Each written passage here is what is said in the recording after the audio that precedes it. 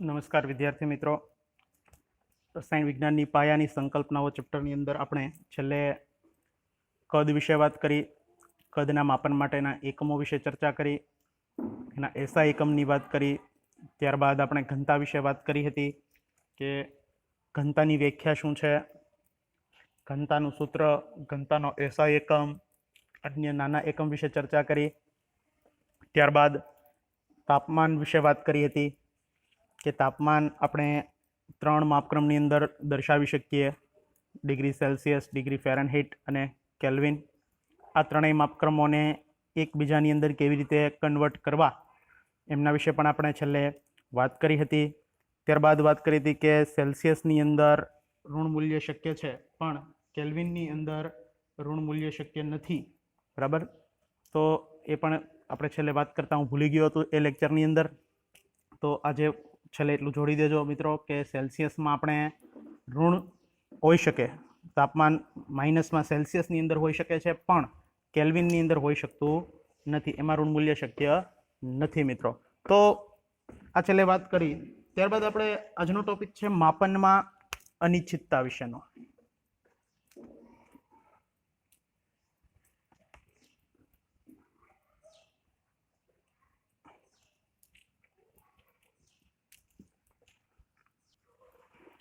તો રસાયણ વિજ્ઞાનની અંદર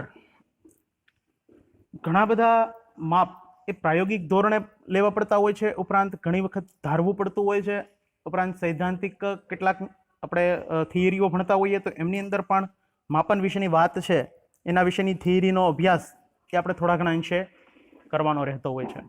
તો આ માપન એ ચોકસાઈ ભીરું નથી હોતું, ઘણી વખત એમાં અનિશ્ચિતતા ઉદ્ભવે છે, માપનની અંદર ત્રુટિ આવે છે, જેને ત્રુટિ કહેતા ચોક્કસ માપ ન હોવું, બરાબર.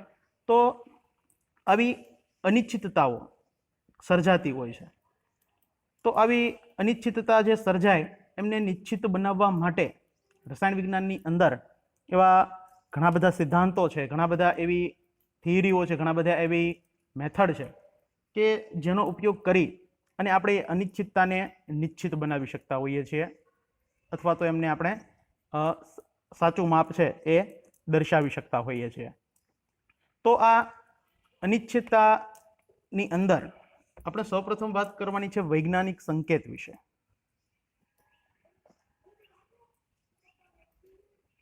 વૈજ્ઞાનિક સંકેત શું છે, બરાબર, તેનો અભ્યાસ કરીએ એ પહેલા એક થોડીક મુશ્કેલીઓ શું છે એમની આપણે ચર્ચા કરીએ. કે રસાયણ વિજ્ઞાનની અંદર આમ તો એકંદરે જોઈએ તો રસાયણ વિજ્ઞાન, ભૌતિક વિજ્ઞાન, જીવ વિજ્ઞાન, ગણિત, આ ચારેયની અંદર આમ તો જીવ વિજ્ઞાન નહીં પણ ગાણિતીય જે સબ્જેક્ટો છે થોડા ઘણા અંશે જેની અંદર એક્ઝામ્પલ આવે છે, તો રસાયણ વિજ્ઞાન, ભૌતિક વિજ્ઞાન અને ગણિત, આ ત્રણેય વિષયની અંદર જે આજનો ટોપિક છે વૈજ્ઞાનિક સંકેત વિશેનો, એ ખૂબ ઉપયોગી છે મિત્રો, ખૂબ એટલે ખૂબ ઉપયોગી છે. ધોરણ 11 તથા 12 એમની અંદર આ ડગલે ને પગલે કોઈ પાયાની જરૂરિયાત હોય તો દાખલાઓની અંદર આ એક પાયાની જરૂરિયાત છે વૈજ્ઞાનિક સંકેત પદ્ધતિ. તો એમના વિશે આપણે વાત કરવાની છે આજે. ખૂબ ધ્યાન દઈને મિત્રો આ વિડીયો જોજો, જે તમને હું હોમવર્ક આની અંદર આપવાનું છું, સાથે સાથે એ પણ ખૂબ ધ્યાનપૂર્વક સમજજો. ન સમજાય તો મને ફોન કરજો, બરાબર. પણ આ ટોપિક ખૂબ વ્યવસ્થિત રીતે તમારે સમજવાનો છે, કેમ કે બધા જ એક્ઝામ્પલ એ આની આધારિત છે, બરાબર. આના અંદર થોડા ઘણા અંશે ફેરફારો કરી અને એક્ઝામ્પલો ગણી શકાતા હોય છે. નીટ, જી, ગુજસેટ આવી એક્ઝામો છે, ઉપરાંત બીજા ટેક્સ્ટબુકના એક્ઝામ્પલ છે, એમાં પણ દરેકની અંદર થોડા ઘણા અંશે આપણે આ વૈજ્ઞાનિક સંકેત છે એનો ઉપયોગ કરવો પડતો હોય છે. તો આ ટોપિક શરૂ કરતા પહેલા, વૈજ્ઞાનિક સંકેત શું છે એ જાણતા પહેલા આપણે એ સમજીએ કે વૈજ્ઞાનિક સંકેત દર્શાવવા માટેની જરૂરિયાત શા માટે ઊભી થઈ, બરાબર. તો એમની ચર્ચા આપણે કરીએ. તો રસાયણ વિજ્ઞાન આપણે સૌ જાણીએ છીએ કે અણુ અને પરમાણુઓ સાથે સંકળાયેલું છે. ખૂબ નાનું નાનું માપ છે એ રસાયણ વિજ્ઞાનની અંદર છે એ લેવું પડતું હોય છે. ઉદાહરણ તરીકે તમને એમ કહેવામાં આવે કે 2 ગ્રામ હાઇડ્રોજન છે, માત્ર 2 જ ગ્રામ, બહુ ઝાઝો નહીં પણ 2 ગ્રામ. તો આની અંદર કેટલા પરમાણુ રહેલા છે, આ ક્યાં મૂલ્ય કઈ રીતે આવ્યું એના વિશે આપણે આગળ ચર્ચા કરશું, બરાબર. પણ એક સામાન્ય આંકડો આપી દઉં કે 2 ગ્રામ હાઇડ્રોજનની અંદર 60, 22 અને પાછળ 20 શૂન્ય 1 2 3 4 5 6 7 8 9 10 11 12 13 14 15 16 17 18 19 અને 20 આટલા અણુ છે H2 ના એ રહેલા હોય છે મિત્રો. તમે આની કલ્પના જ માત્ર કરી શકો છો કે અણુની સંખ્યા કેટલી બધી મોટી હશે. બરાબર. સામાન્ય તમને ખાલી વાત કરું કે આપણા દેશની વસ્તી 1.30 અબજ છે. 1 અબજ ને 30 કરોડ. બરાબર. માત્ર એક ખાલી કે આપણી વસ્તી આટલી છે. જ્યારે આ આંકડો તો આટલો મોટો છે કે એ આપણે ગણવો પણ મુશ્કેલ પડતો હોય છે. દાખલા તરીકે જો એકમ, દશક, 100, 1000, 10,000, લાખ, 10 લાખ, કરોડ, 10 કરોડ, અબજ. અહીંયા આવતા તો અબજ થઈ ગયું. બરાબર. અહીંયા 10 અબજ, ખરબ, 10 ખરબ, આમ આગળ ચાલે તો અહીંયા સુધી પહોંચે તો આપણે આંકડા પણ ખાલી થઈ ગયા હોય છે.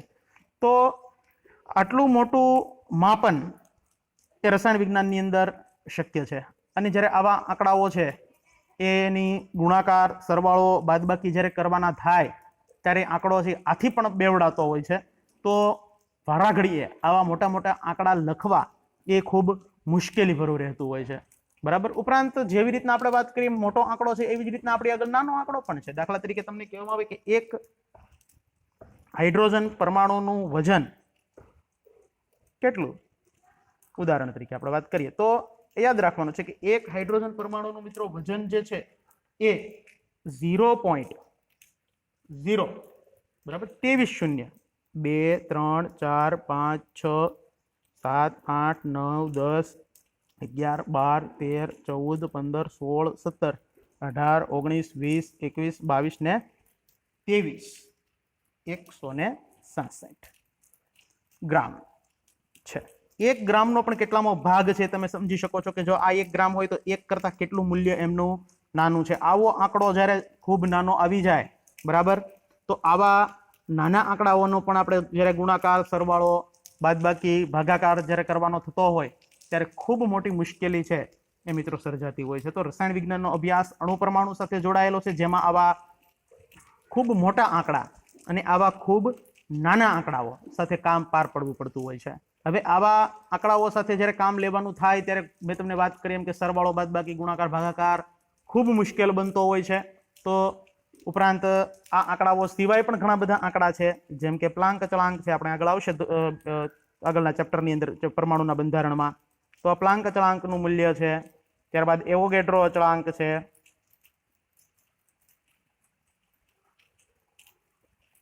ત્યારબાદ પ્રકાશની ગતિ, આવા આંકડા છે. બરાબર. તો આવા આંકડાઓ એ દર્શાવવા માટે ખૂબ મોટો અને ખૂબ નાનો, બરાબર, એવા આંકડાઓ છે દર્શાવવા ખૂબ મુશ્કેલ પડતા હોય છે. તો આવા આંકડાઓને દર્શાવવા માટે વૈજ્ઞાનિક પદ્ધતિ છે, વૈજ્ઞાનિક સંકેત એ ખૂબ ઉપયોગી બને છે. બરાબર. તો આ મોટા આંકડાને નાના આંકડામાં ફેરવી શકાતા હોય છે. બરાબર. અને એનું મૂલ્ય છે એ જે આંકડો આપણે દર્શાવીએ એટલું જ રહેતું હોય છે. અને આપણે આ આંકડાઓને ફેરફાર કરી અને દર્શાવી શકતા હોઈએ છીએ. એક કરતાં વધારે આંકડામાં એમને દર્શાવી શકાતા હોઈએ છીએ. તો વૈજ્ઞાનિક સંકેત પદ્ધતિ આપણે શીખ્યા. તો આવા આંકડાઓને દર્શાવવા માટે વૈજ્ઞાનિક સંકેત આવી રીતના ઉપયોગી છે કે n×10⁻⁴. તો આવી રીતે આંકડો છે એ દર્શાવી શકાતો હોય છે, જ્યાં n, બરાબર, એ કોઈક આંકડો છે 1.00 થી માંડી આમ આગળ ગમે એટલા શૂન્ય લખી શકાય ને 9.9999 આ રીતનો આંકડો છે. અને જ્યારે સ્મોલ n છે એ ઘાત દર્શાવે છે, જે ઋણ કે ધન હોઈ શકે. બરાબર. તો આવી રીતના આ વૈજ્ઞાનિક સંકેત છે એ ઉપયોગી બને છે. બરાબર.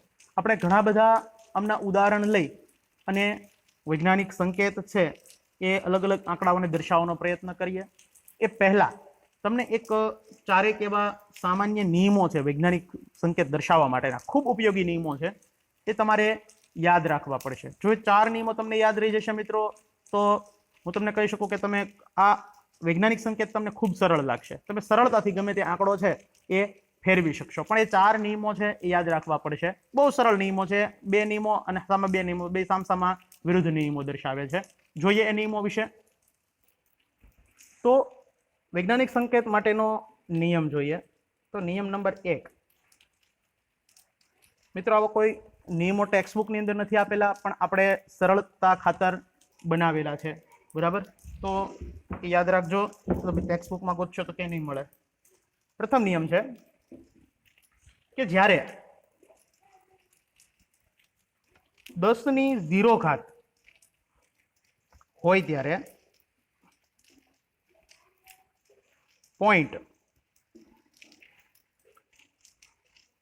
ડાબી તરફ ખસેડતા જેટલા પોઈન્ટ ડાબી તરફ ખસીએ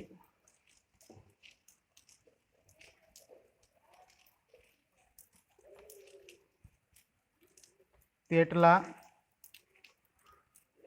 પોઈન્ટ તેટલો ઘાતમાં વધારો થાય છે। હવે આ જે નિયમ છે એ આપણે સમજીએ। શું નિયમ છે? જ્યારે 10⁻⁴ હોય ત્યારે પોઈન્ટ ડાબી તરફ જો ખસેડવામાં આવે તો જેટલા પોઈન્ટ ડાબી તરફ ખસીએ તેટલો ઘાતમાં વધારો થાય। ઉદાહરણ તરીકે 10⁻⁴ હોય ક્યારે, પ્રથમ તો આપણને એ પ્રશ્ન થાય કે લખેલું તો ન હોય તો સમજવું શું? તો જો કોઈ આંકડો આપેલો હોય અને એ આંકડા સાથે કોઈ ઘાત દર્શાવેલી ન હોય તો સમજી લેવાનું કે એમની પાછળ 10⁻⁴ હશે। ઉદાહરણ તરીકે આપણે ઉદાહરણ લઈએ તો એક આંકડો છે, દાખલા તરીકે 232.508। આ એક આંકડો છે। આ આંકડાને આપણે વૈજ્ઞાનિક સંકેત પદ્ધતિથી દર્શાવવો છે તો એક કરતા વધારે રીતે આપણે દર્શાવી શકીએ। ચાલો મિત્રો, આ આંકડાની પાછળ તમે જોઈ શકો છો કે અહીંયા કોઈ પાછળ ઘાત લખીને આપેલી નથી, તો આનો મતલબ એમ થયો કે આને ગુણ્યા 10⁻⁴ છે। 10⁻⁴ એટલે 1, તો કાંઈ ન આપ્યું એટલે 10⁻⁴ સમજવાની, 10⁻⁴ એટલે 1 થાય અને 232.508 ને 1 વડે ગુણવામાં આવે તો એની જ રકમ રહેશે, બરાબર? હવે આપણે શું કહ્યું આગળ, તો કે જ્યારે પોઈન્ટ ડાબી તરફ ખસેડવામાં આવે, દાખલા તરીકે આ પોઈન્ટ છે અને આ બાજુ, આ ડાબી તરફ થયું, બરાબર? આ બાજુ જઈએ તો આપણે કહી શકીએ કે જમણી દિશા। તો જો પોઈન્ટને ડાબી તરફ ખસેડવામાં આવે આ દિશામાં તો શું થશે? તો કે જ્યારે પોઈન્ટ ડાબી તરફ ખસેડતા જેટલા પોઈન્ટ ખસેડવામાં આવે, બરાબર, એટલો ઘાતમાં વધારો થાય। તો દાખલા તરીકે આ પોઈન્ટ છે એને હું 1 આ બાજુ ખસેડું એટલે આ પોઈન્ટને જો હું અહીંયા 1 ખસેડી નાખું એટલે આંકડો શું બની જશે?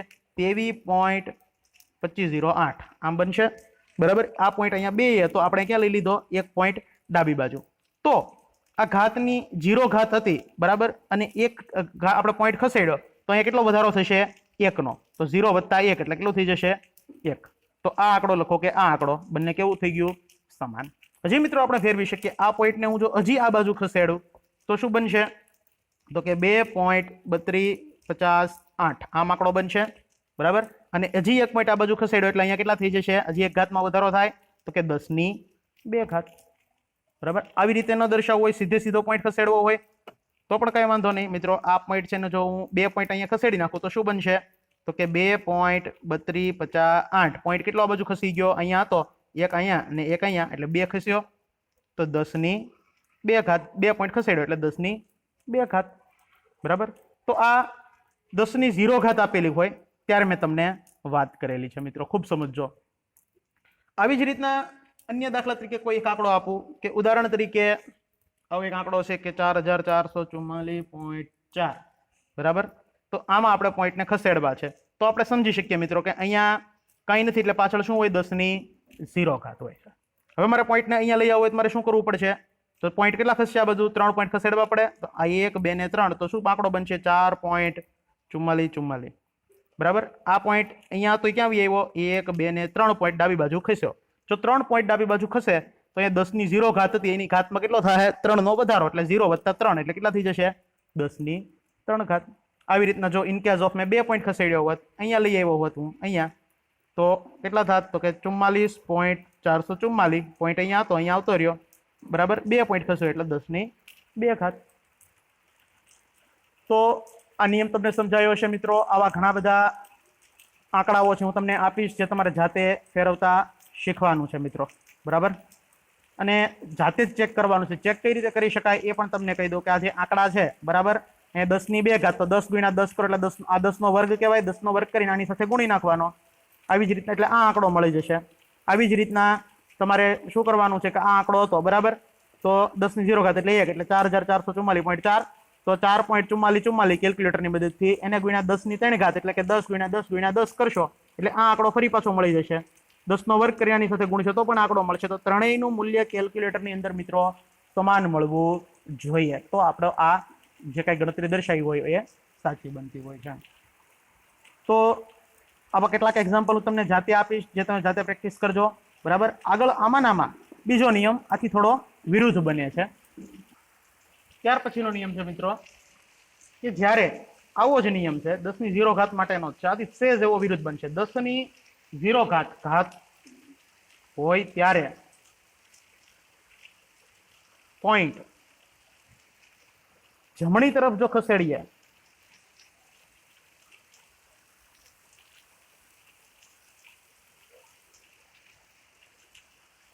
તો જેટલા પોઈન્ટ જમણી તરફ ખસે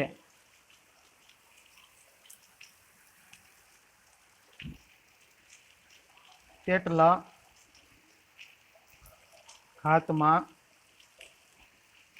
ઘટાડો થાય છે।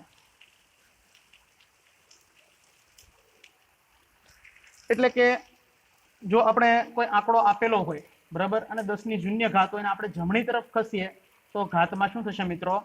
ઘટાડો થશે। એકાદું ઉદાહરણ લઈને આપણે આ બાબત સમજીએ। દાખલા તરીકે આપણે એક આંકડો આવો આપ્યો છે કે 0.30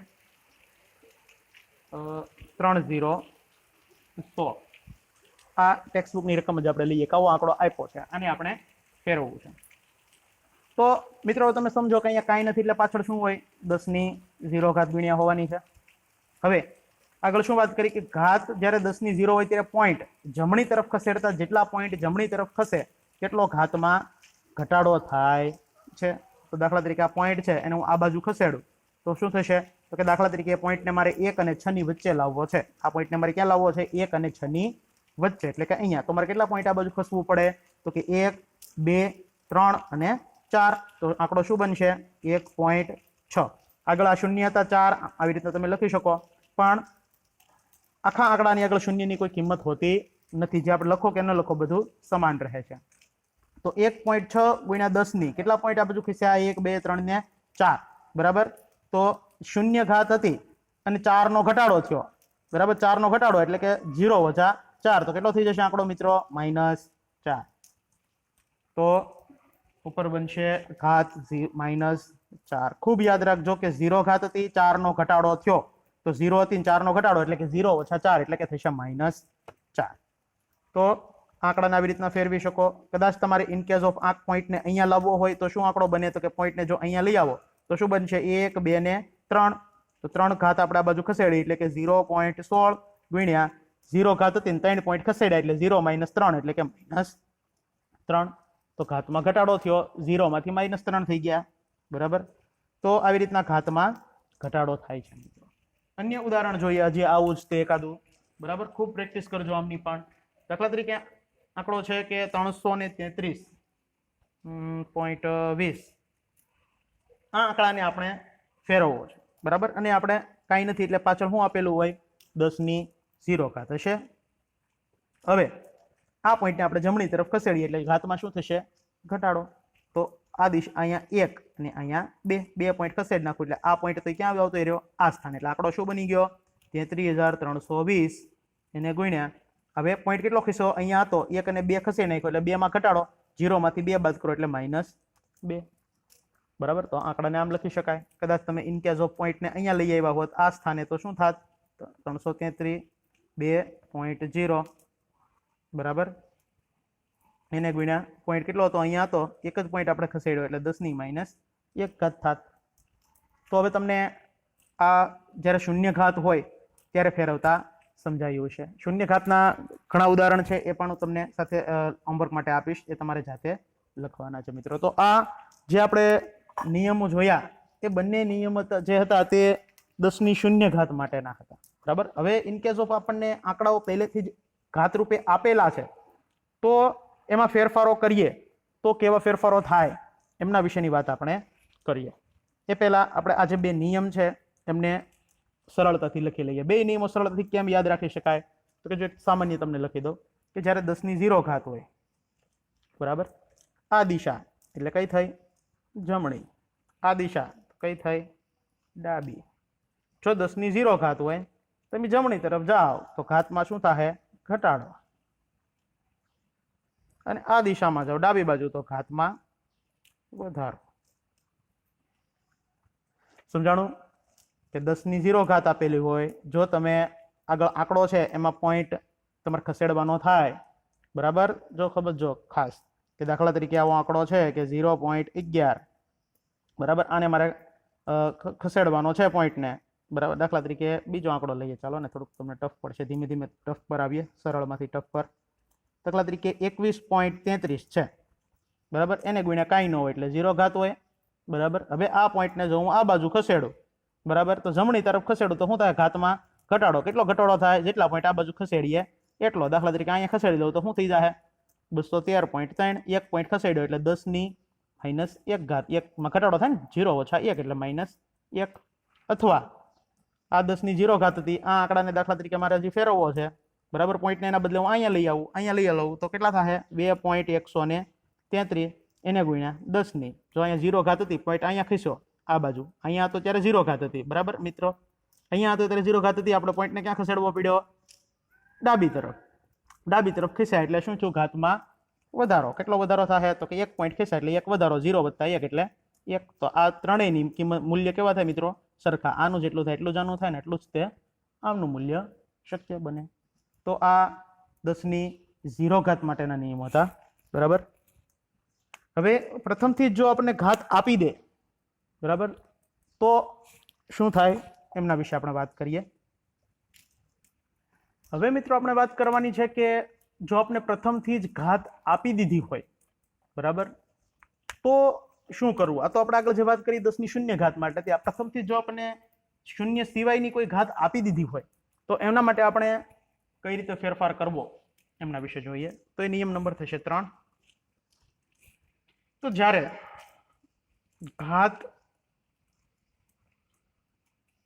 ઋણમાં આપેલ હોય તો પોઈન્ટ ડાબી તરફ ખસેડતા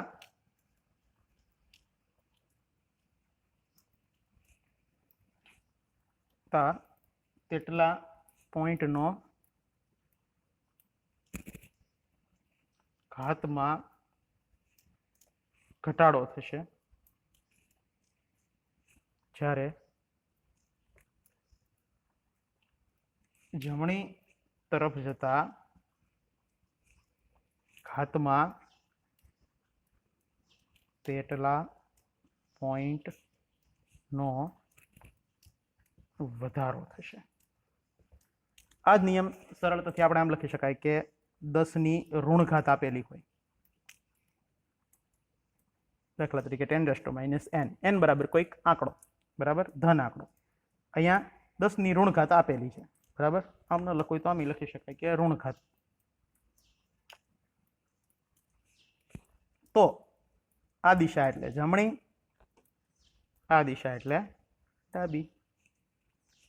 જમણી દિશામાં ખસો તો ઘાતમાં વધારો અને આ દિશામાં ખસો તો ઘાતમાં ઘટાડો. ખૂબ સમજો મિત્રો.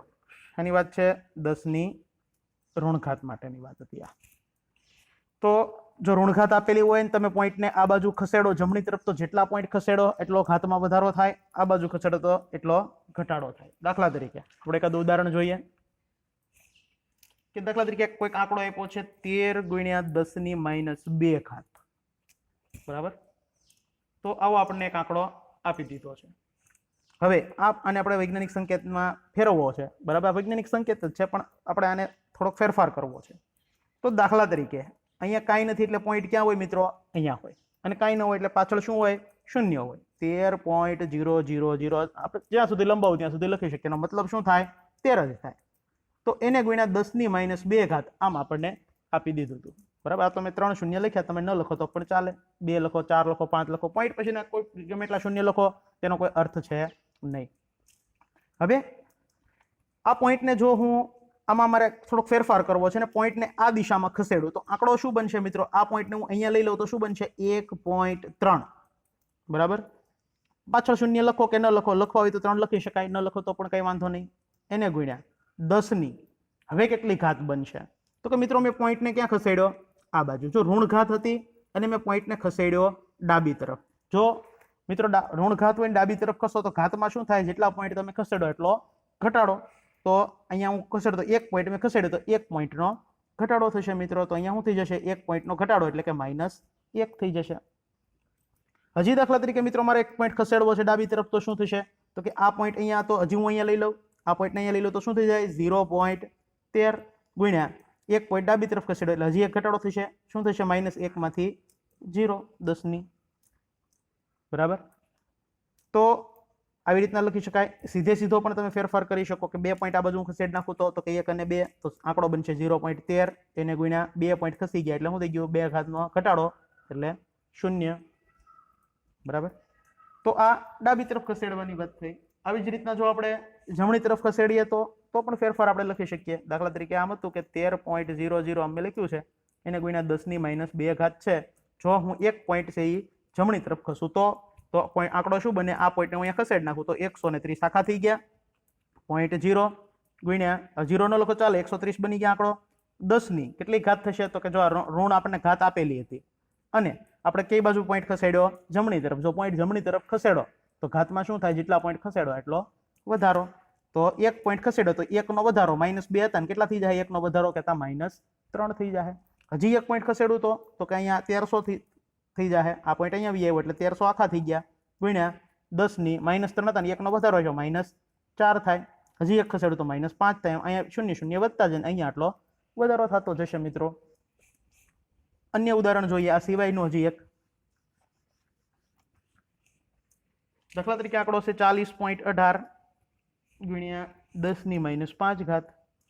આંકડો આપણને આપ્યો છે અને આપણે ફેરવવું છે. બરાબર. કઈ રીતે ફેરવી શકશું? તો કે આ પોઈન્ટ અહીંયા છે, મારે જમણી તરફ ખસેડવું છે. તો જો હું એકવાર ડાબી તરફ ખસેડું ને એક વખત જમણી તરફ ખસેડું. બરાબર. પહેલા ડાબી તરફ ખસેડું. તો ડાબી તરફ પોઈન્ટ ખસેડું તો દાખલા તરીકે 1 પોઈન્ટ ખસેડ નાખો આ બાજુ તો કેટલું થઈ જાય આંકડો? 4.018 ગુણ્યા 10ની કેટલી ઘાત થશે? તો કે જો આગળ વાત કરીએ એમ કે ઋણ ઘાત આપેલી હોય, અહીંયા ઋણ ઘાત આપેલી છે, તો જો તમે ડાબી તરફ ખસો તો ઘાતમાં શું થાય? ઘટાડો. ઘાતમાં ઘટાડો એટલે કેટલો ઘટાડો થાય? તો કે જેટલા પોઈન્ટ ખસેડો તેટલો. તો કે 1 પોઈન્ટ ખસેડો એટલે 1 નો ઘટાડો એટલે શું થઈ જાય? -4. આવી જ રીતના જો હું પોઈન્ટને જમણી તરફ ખસેડું તો કે જો પોઈન્ટ અહીંયા હતો, 2 પોઈન્ટ દાખલા તરીકે હું અહીંયા લઈ લઉં.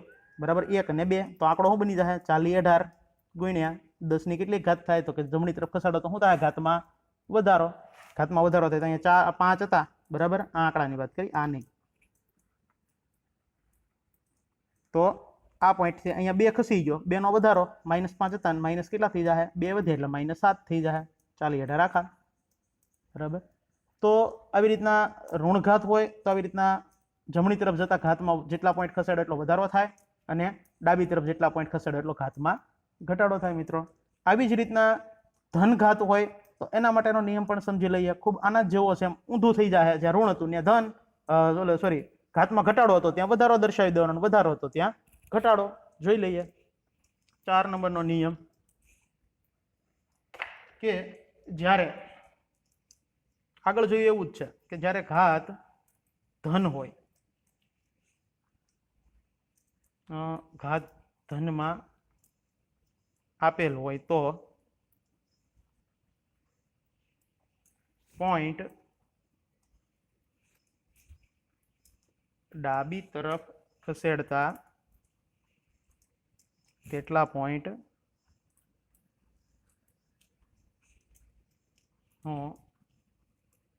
ઘાતમાં વધારો થશે, જ્યારે પોઈન્ટ